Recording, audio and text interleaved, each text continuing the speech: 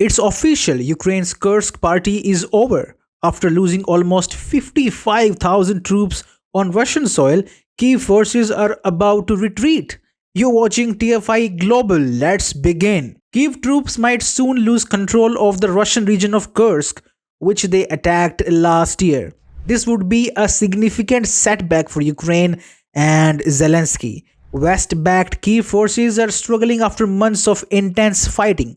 US officials have revealed that Ukraine's position in Kursk is critical. They warn that if Ukraine's army stays too long in there, they risk being hounded by Russian troops within weeks. The message from the Trump administration is clear: get the hell out of Kursk right now. Trump knows Putin would agree for peace only when Kiev forces retreat from the Russian regions. Now, this approach taken by Trump is much different from that of Biden. The outgoing president had approved his final multi-billion dollar aid package for Ukraine. Biden signed off nearly $6 billion in military aid and budget support. The idea was to double down on Kursk invasion, but alas, the money never arrived in time. Now, there are rumors that Trump may soon freeze economic and military aid to Kiev, even though Zelensky claims the aid is still flowing. Let's know more about the Kursk invasion. In August last year, Ukraine happened to capture about 1,000 square kilometers of land in Kursk.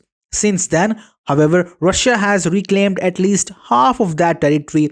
Russian forces have also sent thousands of reinforcements to the region. West and South Korea have also claimed that Russia even imported 12,000 troops from North Korea. Now, Trump officials are hoping that Zelensky will retreat to avoid further casualties.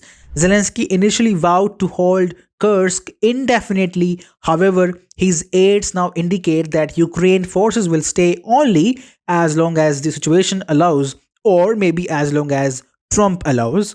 For Ukraine, the crisis is real. The Russian Defense Ministry said on Sunday that Ukraine's military has faced 55,000 casualties, including wounded soldiers, since its operation began in the Kursk region. The ministry said that Ukraine is losing almost 180 soldiers every day in Kursk alone. On the other hand, Zelensky claims that Russian military casualties in the Kursk operation have surpassed 38,000. He added that approximately 15,000 of these are irrecoverable losses.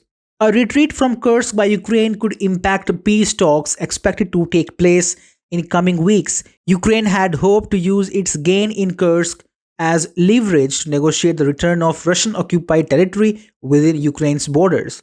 Trump advisors are also in contact with the Kremlin about potential peace terms.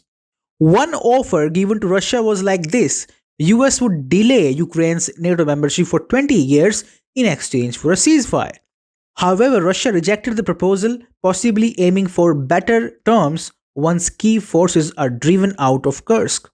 Zelensky also knows that Russia is hell-bent on retaking Kursk. He said, "For Vladimir Putin, the most important thing is to push us out of the Kursk region. It is very critical for him to demonstrate that he is in control of the situation." Russia has also made significant progress on Ukraine's eastern front.